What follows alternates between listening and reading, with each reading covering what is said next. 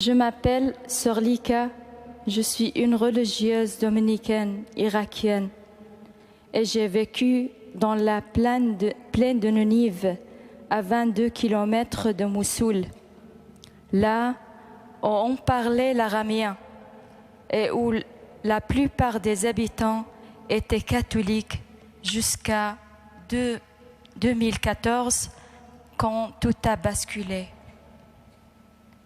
Je suis venue aujourd'hui vous donner le témoignage de ce que j'ai vécu après l'entrée de l'État islamique en Irak et son occupation de plusieurs régions, dont mon village.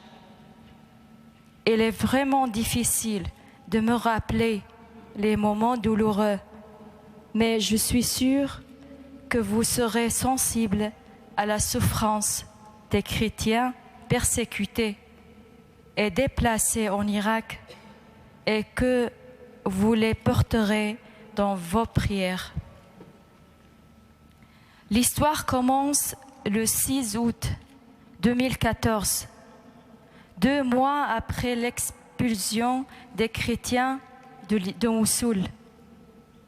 Il est environ 5 heures du matin quand nous sommes réveillés au son des canons. Les forces de Peshmerga qui se sont engagées à protéger les villages de la plaine de Ninive combattent l'État islamique. Les explosions se rapprochent de nous.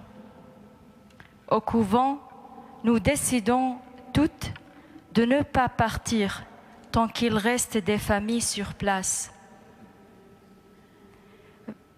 Mais vers 22h30, c'est la supérieure générale qui nous le demande. Nous montons donc dans la voiture du couvent, amenant certaines familles avec nous et nous retrouvons rapidement au milieu d'une marée de véhicules remplis d'enfants, de personnes âgées ou de gens handicapés. C'était un spectacle terrible. Après des heures d'embouteillage, nous arrivons au point de contrôle d'Erbil, qui, pour des raisons inconnues, est fermé. Comme nous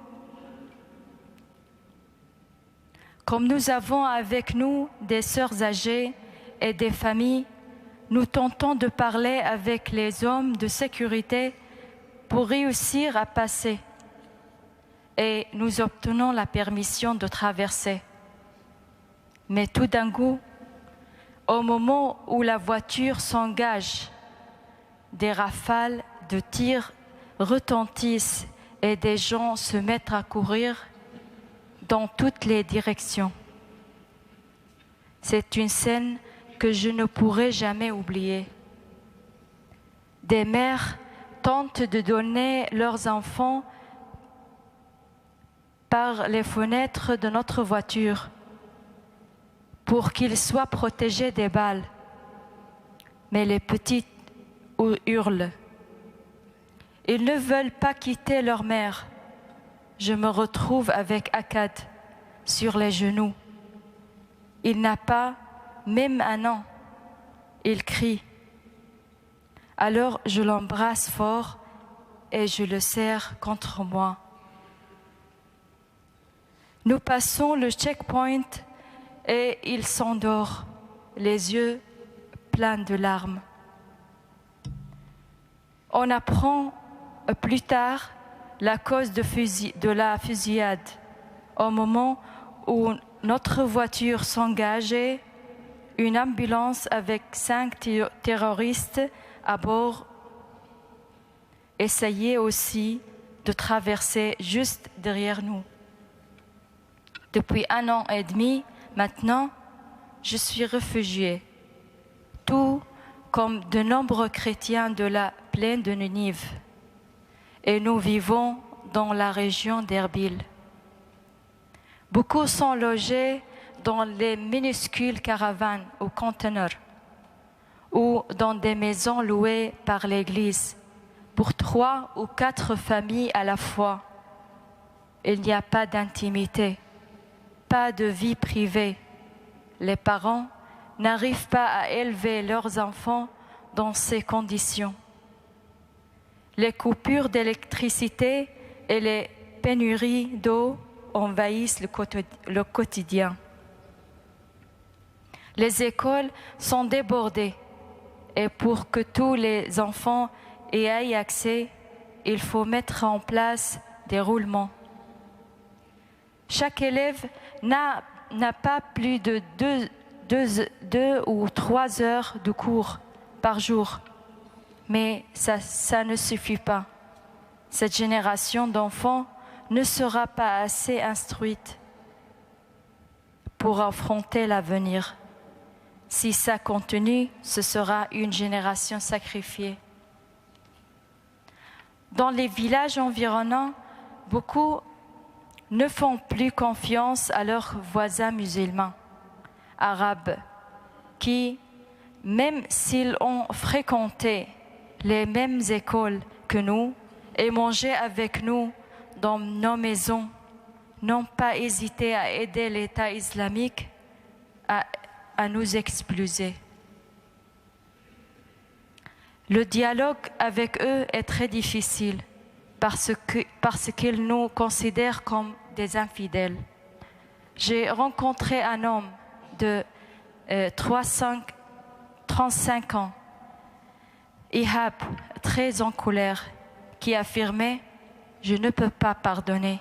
L'État islamique m'a volé l'avenir de mes enfants. Je préfère quitter ce pays parce que les chrétiens n'y sont pas en sécurité et qu'on n'y est méprisé. On est vu comme des athées et des infidèles.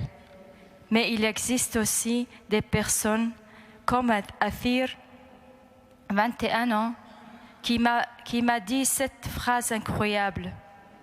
Quand je regarde notre tragédie et tout ce dont l'État islamique m'a privé, je ne peux pas pardonner.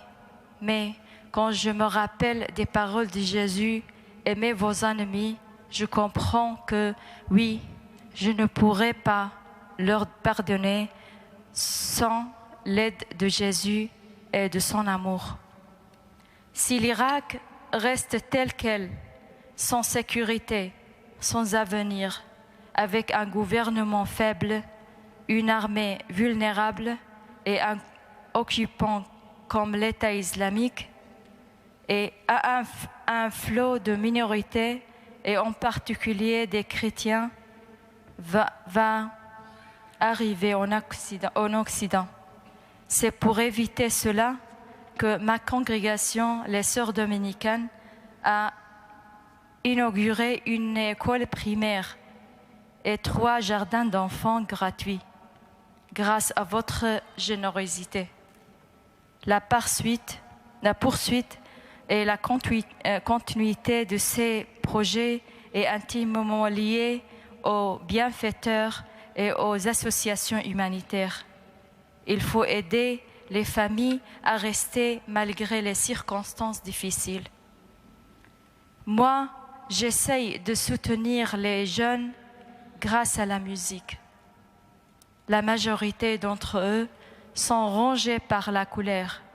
Je m'occupe de 15 jeunes, de 50 jeunes, très éprouvés par l'exil et avec lesquels nous avons monté des chorales, des récitals et des soirées de prière. Il faut leur redonner espoir. Je pense à Valentina, à 41 ans, qui raconte que pour elle, le chant est comme l'oxygène, parce qu'il augmente sa confiance en Dieu, qui donne toujours la force pour traverser les épreuves de la vie. Un autre témoignage m'a beaucoup touchée, celui de Shawqi, un jeune de 26 ans. Comme les autres, il a connu la fuite et a perdu sa maison, Mais après 3 mois d'exode, il a aussi découvert que sa mère souffre d'un cancer foudroyant dû au choc et à la peur. Lorsque je lui ai demandé ce qu'il pensait de l'État islamique, responsable indirect de la maladie de sa mère, il m'a répondu: « Ma mère m'a appris l'amour et pas la haine. Et Dieu est plus fort que le mal. » Quand ils ont su que je venais en France, les réfugiés dont je m'occupe m'ont demandé de lancer un appel. Nous avons besoin de vos prières, de votre soutien. Merci pour votre présence et votre prière pour nous. Que Dieu vous bénisse tous et donne la paix à la France, l'Irak et le monde entier. Amen.